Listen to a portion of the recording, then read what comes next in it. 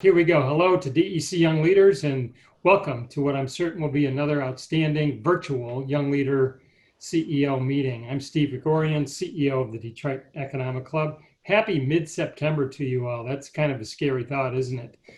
For today, we're going to spend some time together where, like all Young Leader meetings, we can learn from a successful executive and grow our DEC member networks.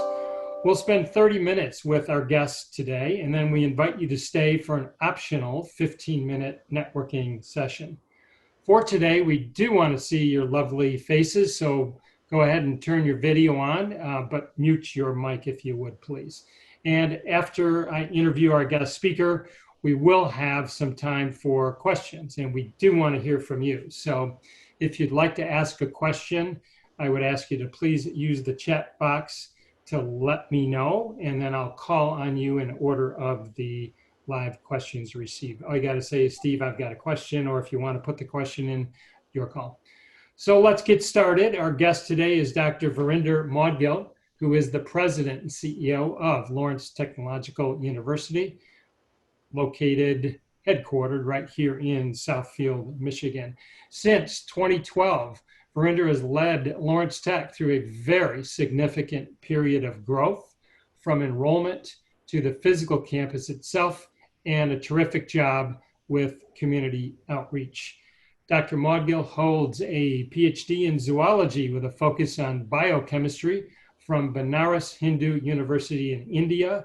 He also spent 4 years at the Mayo Clinic doing postdoctoral studies in molecular medicine, and also some time at the Harvard Institute for Educational Management. He is a highly valued board member of the Detroit Economic Club, and I can never thank him enough for the incredibly generous audiovisual services his team provides pro bono at every DEC live meeting, and we can't wait to be back together live, of course. And finally, on a personal note, I count you, Virinder, as a dear friend and a close confidant to me on all things DEC. So Virinder, welcome. Thanks for your time and always being so supportive of me and the Detroit Economic Club. Steve, thank you. The pleasure is mine. I'm one of your great admirers, what you have done with the Economic Club, not only in the current position and before that. You are one person I always look forward to when I went to Economic Club presentations. And I know that now the helm's in a good hand. Thank you. That's very, very kind. Thank you. Kind words means a lot coming from you. Thank you. Thank you. So let's get into our topic today. When you and I talked about this opportunity, you proposed a topic that relates to our collective efforts to deal with one of the most dreaded diseases and significant challenges of all of our lifetime, and that's obviously COVID-19.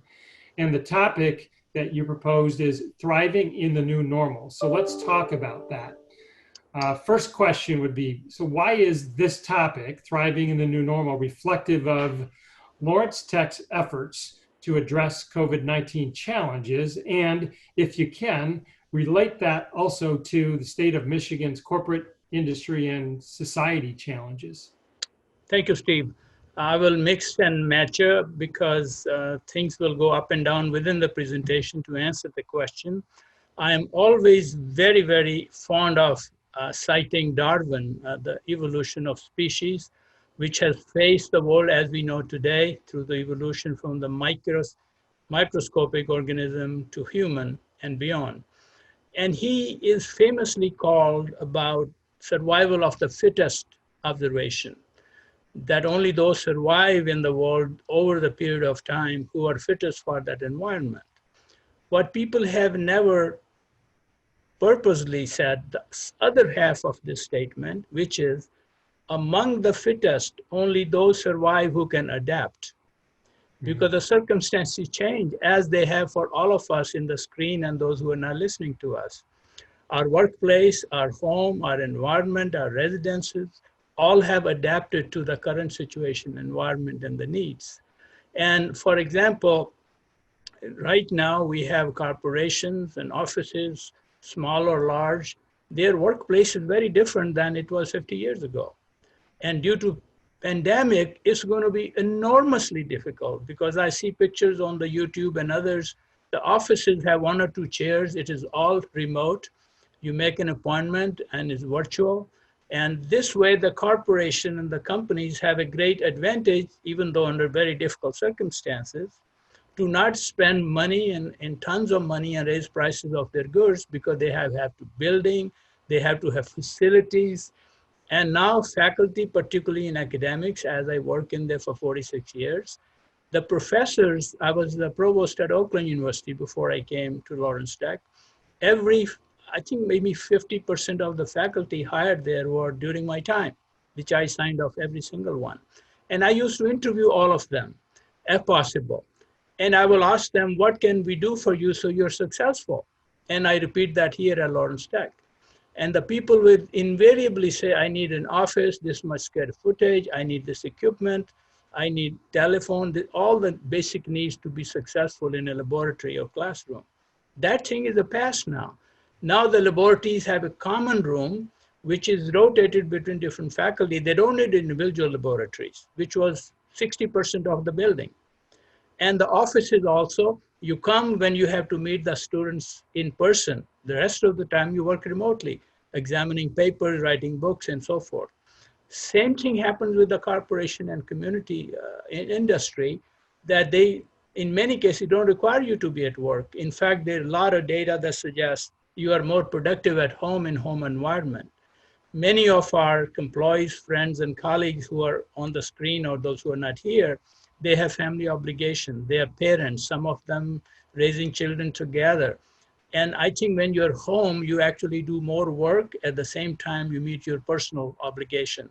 So that is being directed by pandemic as well, even though it's an unfortunate situation, but it is helping to reorient all of us in our daily lives. So I think the new normal at Lawrence Tech is we are known since 1932, where we start on Henry Ford's Model T plant invited by Henry Ford and Edsel Ford to start a new program, a new vision for the future for education with theory and practice, that they gave us the leased land over on the Model T plant, right on the plant, that their employees can go home, brush up after the work, building cars, then they should go to college. And they should be more learned and educated.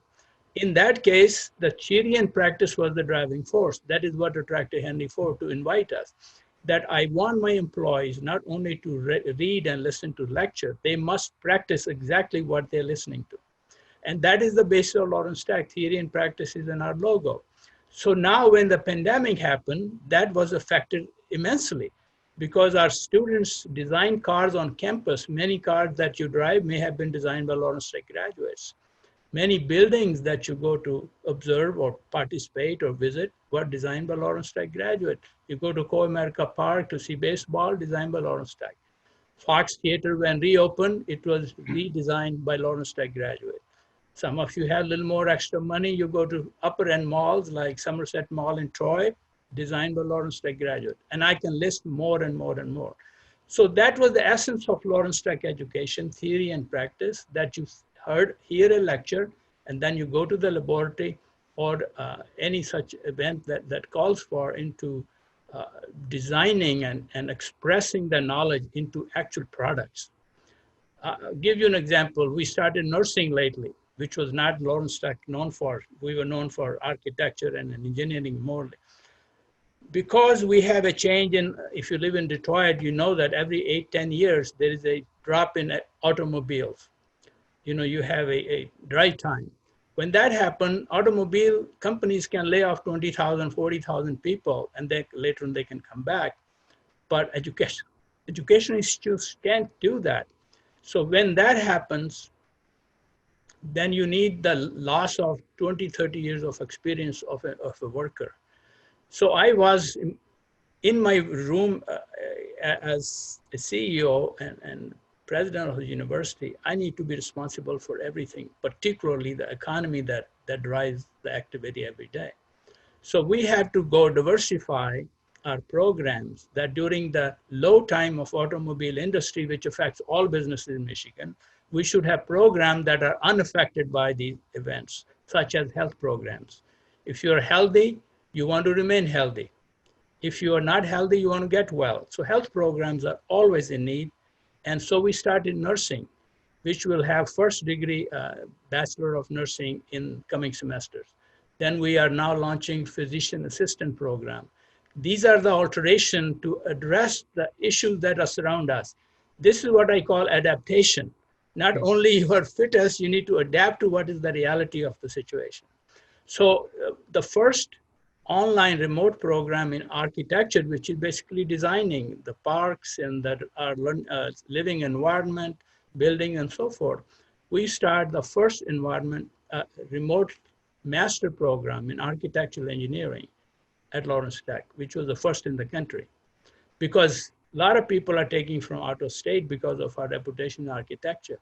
This is part of that adaptation and many more. Now in pandemic, as soon as we heard in the mid-semester, we had to immediately do something about it. Otherwise we lose students, they won't come. So I call all the senior leadership, we met 2 or 3 times. The communication is the key when you make a change. So the entire leadership was in our room. We have some large room, we could sit apart 6, 10 feet away. And we designed the program, what is that we need to do right? Within 7 to 10 days, we had a plan. And there were a lot of faculty who had never done online training or they were not doing e-learning. But in 7 to 10 days, in a massive effort, we trained every single faculty to do remote teaching. And then we started the semester in 10 days. 10 days later, the entire spring semester was remote teaching. Now we are in a fall system. A lot of parents, of course, I write to the parents. Every email goes to student, goes to their parents and families.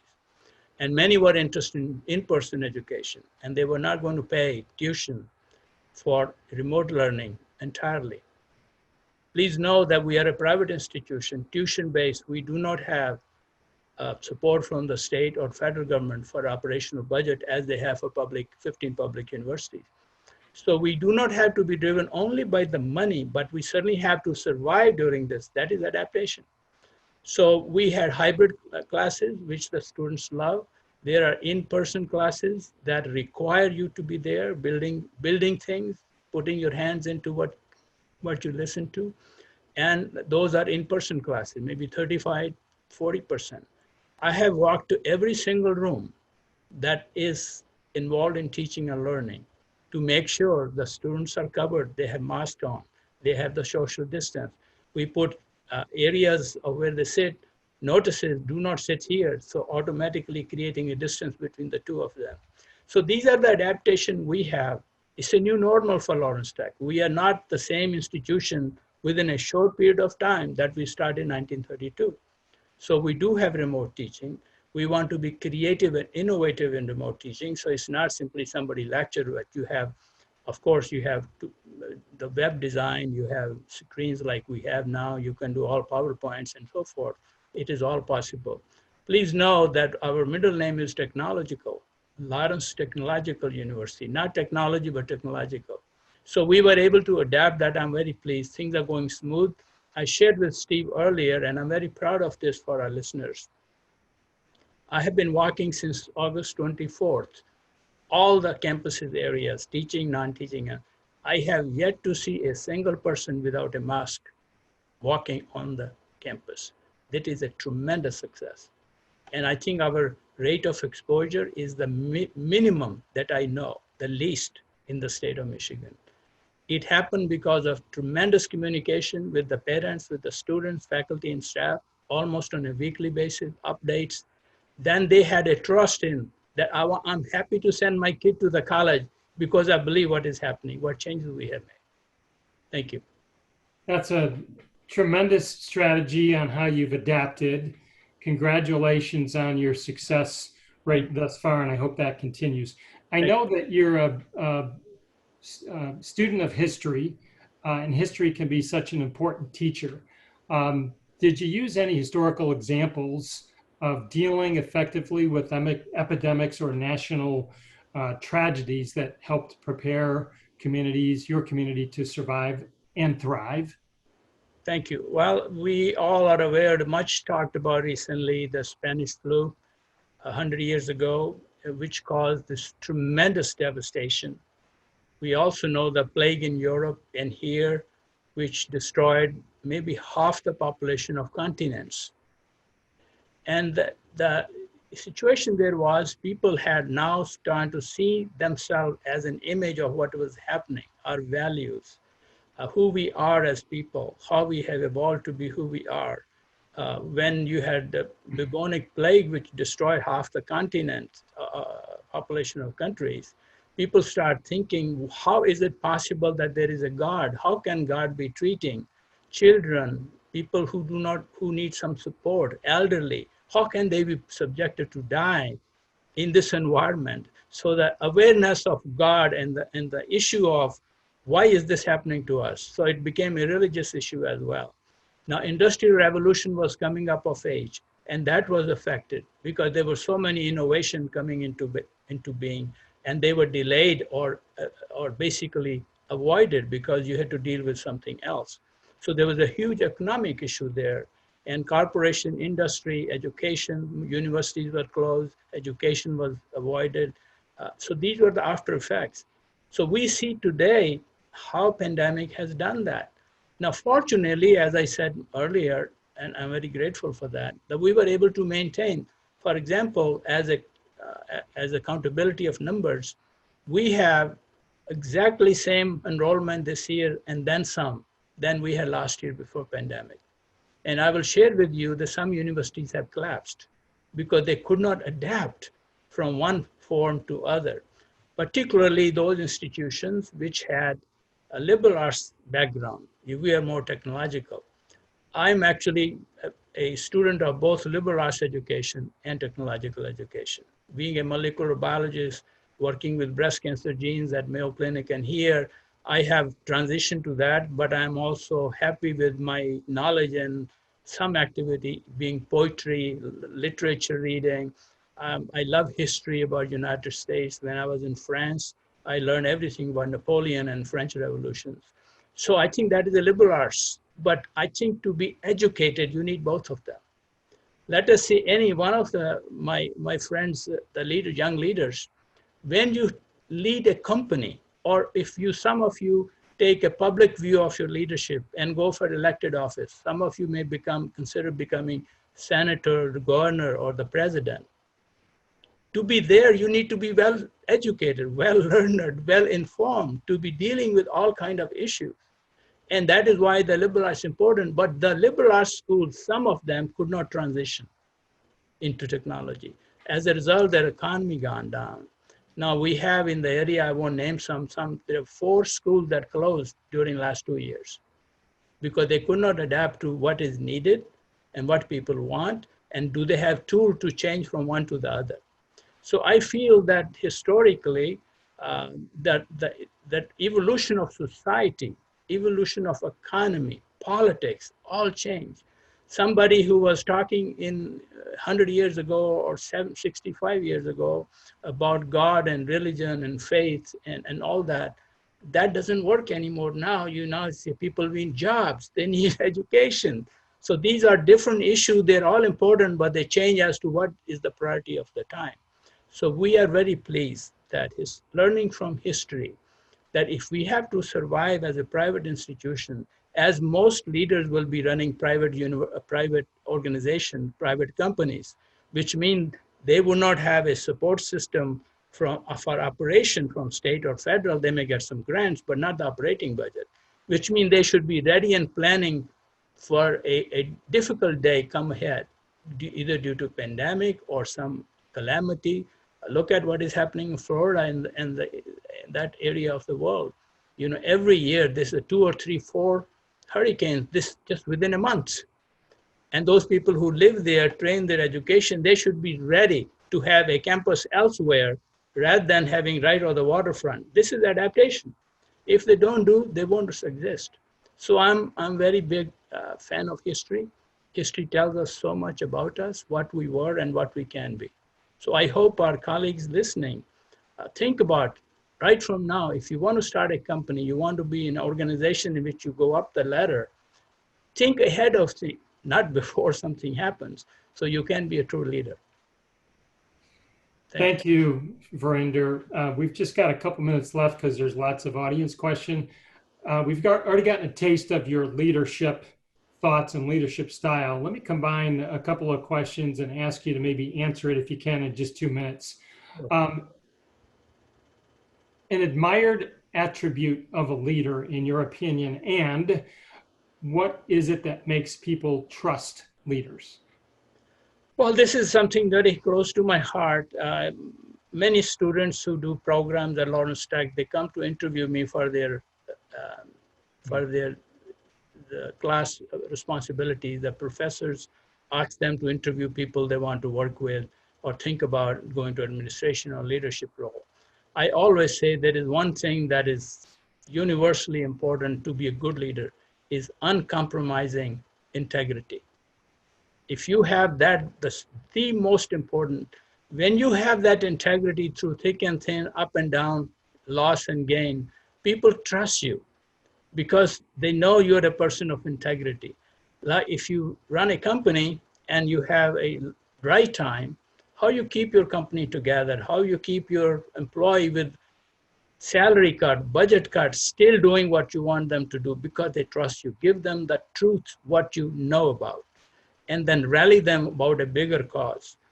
Now, many leaders talk about these things, and those who have survived long time, they have changed the history, and people follow them. On the other hand, if you are driven by other reasons other than leading the people, truth becomes a very important factor. And you know, Steve Ballmer, who was CEO of Microsoft, is a former student of Lawrence Tech. We gave him an honorary doctorate a few years ago, 2013. He was on campus to deliver his remarks. And I noted and ascribed to him that are not mine. He said there are a few things that you need to be a leader and be successful. First, you need to find inside you, only you know what are your strengths, where are you good at. You can write and talk about it, but only you know whether you have it. Once you identify that, then be passionate about it and work as hard as you can to get you where you want. Because you have, not everybody has to be actor, politician, Henry Ford. Different people have different attributes and strengths. You can really enlarge those. And then he said, luck is very important. You know, but then when I was at the Mayo Clinic visiting some a year ago, outside the main gate, there is a big rock sitting there. It has Edison's quote on that. It says, the harder I work, the luckier I get. So luck only helps those who are prepared. If something comes your way, that, well, you're going to be CEO of this company, we need this person. But if you never train for it, you don't have a chance. Even though the one that has it, luckily he got it because he or she had prepared for that event. So I think luck only helps those who are prepared, passionate, truthful. And then there's a chance as well. Not everybody's going to get there. I also have a very different view of leadership. Leadership doesn't mean you have to head of the company. You could be head of your neighborhood. You could be head of your class. You could be head of something happen. I did a lot of small events on campus when there was a shooting across the country. We'll have student leaders come up and talk about it. And that is the genesis of future leadership. So leadership can start in small groups, large groups, but it's your passion, truthfulness, and integrity that you get there. Thank you. We could go on and on. There's questions from the audience, so I'd like to give them a chance and would just ask you to maybe keep your answers to about 2 minutes. I think we've got time for about 3 questions. So Jonathan Satterfield, why don't you open up your mic? You have the first question in order. Thanks for speaking. So you brought up kind of survival of the fittest, and I like to read a lot of history as well. I study the humanities, but I'm a CPA, so I have a technical education. Yes. But something that you brought up, how would you say, or would you say that this current work from home environment and this adaptation into this modern work environment is actually forcing people to step back to kind of the core of humanity and get to re-know their families and their daily lives, and something that's kind of been missing in Western industrialized society once the economic power got taken from the production of the household itself? And what would your commentary as kind of a student of evolution and zoology and everything that comes along with that. What's your commentary on that change in the modern environment, hearkening back to days long gone by? Thank you. I think that this adaptation working from home has dual meaning or dual usefulness. One is to the family member who can be home and be able to engage, perhaps not in the same nature of it, but get the job done prescribed to him or her. The second is to the employer, that you're not going to lose a function that is attributed to your workers. If a person says, I have a family need to take them to school or drive to the neighborhood for kindergarten education, and that only one of us can do that, I think that allows you to maneuver, but you can work late hours. Office hours are usually restricted in many ways. So there is an adaptation based on the circumstances, but it is probably not for everyone. Some industries cannot do that because the nature of the work they do. If you are in manufacturing, you can do it from home, but you can guide them in many ways. Some leaders of manufacturing, they can have instruction written on their on their computer and be posted in the workplace. And many workers will not know whether he or she is there or not. So there are some functions you can still do, but I agree with that there are different views about it, whether you're enhancing by this adaptation, but yet it is a survival of the company and of the employee, because if they didn't do it, I love this, what you're seeing, Jonathan. Congratulations. Love it. Thank you, Jonathan. Adele from ITC Holdings, you're next. Good morning. Well, thanks, Dr. Moudgil, for being with us here today. And my question, my sister is currently pursuing a Master of Architecture at Lawrence Tech. So I hear about Lawrence Tech all the time. And one of my questions is, as it pertains to adaptation, what are some of the new challenges that you're facing, but that could also be opportunities in terms of campus job fairs, corporate recruitment, post-graduation job opportunities for students? Because right now, it's an uncertain time, and we're hearing a lot about layoffs and things like that. So what are some opportunities that the students will have in the COVID era in terms of post-graduation opportunities? Adelaide, thank you for this question, and I'm very glad you're with us this morning. We have at Lawrence Tech continuously, consistently, 90% of our students have a job before they go to commencement.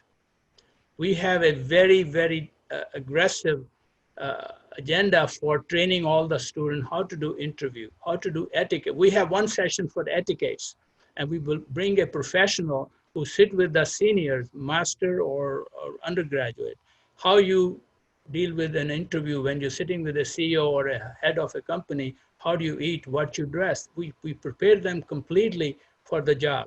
So 90% have jobs, then 10% what do they do? They go to Peace Corps.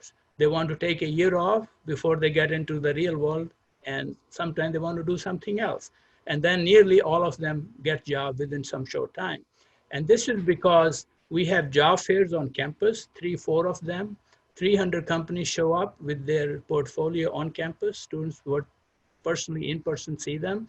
Now we have virtual job fairs, and the university has designed that. I just met 2 days ago our leader in this area, who helps the students get their resume, help them polish their resume as the companies are looking for. So I'm very hopeful that even now, whatever I have done education-wise, wherever I went to school, that matters to people. And similarly, when you go through a particular type of education or university, that goes with you all your life. And when they consider you, they do see, where did you go? And sometimes they assume if you went to a particular university, they assume you have that type of knowledge with you already. So I think all that goes to, and always seek some help. Talk to your peers who are older that you admire. I think it's always good to have that communication to simply enhance your opportunities. Thanks, Adele and Dr. Moudgil. And so we've got time for one more quick question, and we'll go to Joe Greiner. Is Joe still with us? Yeah, I'm on. Yeah, Joe. Hey, thanks for joining us today. My question is related to the educational experience and how that's changing in the current landscape and how that's potentially going to continue to change and evolve over time. So it's a two-faceted question. The first is around what you guys are doing to facilitate collaboration amongst your students, knowing that individuals can't be in the same proximity. It's a little bit more challenging and difficult to work projects together, how you're handling that. And then the second is in relation to the educational experience overall and what the university is doing to change in the educational experience for the digital world. Thank you, Joe. Let me talk the first one. It is amazing, a good question. Now what we are doing and many other universities are doing, they put their curriculum and the lecture online and expect all the students to read it before coming to the class or the lab. And then you discuss that rather than simply writing and seeing on the board what is already available to you. That is, forgive me, is killing time. But if you have read the material, you go to the essence of what you need to learn and discuss others as well, other than yourself, as to what is the essence of that education. Challenge your professor who's there to answer those questions. So you spend the entire time in discussion rather than simply putting didactics on the screen or in their hand. And I think this is a new approach that is going to take a lot of time. I'm sorry, what was the second part of your question? Yeah, the second part is just on, we're seeing a lot of digitization of businesses, right? Of like rethinking about like how they interact with customers and users and students. And I just wanted to get a sense of, what the university is doing to provide, enriched and online experiences, right? Like I understand the engagement between professors and lecturers and students and kind of changing the dynamic to more conversational, but are there other things that the university is doing to, Thank you. Be more digital? Yeah. I got it. There's one particular thing that stands out. Every undergraduate student who is admitted to Lawrence Tech and has become a student is provided a laptop called L2U Zone. This laptop has, based on which direction you want to go, whether you're mechanical engineering or arts or nursing, whichever, from that industry that you want to graduate in, you have the entire top software available in Michigan or country put in that laptop free to you. Every student has it. So you see students sitting under the tree doing their homework. Everyone have it. And so I think that is important rather than having YouTube or internet that you scan what you need, you have in your hand. So when you go for interview, your best effort is, I know this. Oh, how do you know? Oh, because I already used it on campus. I had your software your company uses. So I think this is arming our future employees and leaders with the knowledge they already have so they can seek a very streamlined path for their leadership. Wow, we could go on and on forever. You've been terrific, Virinder, and Lawrence Tech has never been in any better hands than it is today. So thank you for your leadership of Lawrence Tech. And again, thanks for all you do for the Detroit Economic Club and for me personally in my role. So it was we'll say goodbye pleasure, to you. Steve, and I want to thank all my colleagues who are with us this morning. I think it is because of you I exist, that we all have a community, and this is the teamwork, and I appreciate the opportunity. Very, very kind of you, and we look forward to seeing you in person soon. Thank you. I take leave of you. Have a great session that comes after this. Thank you.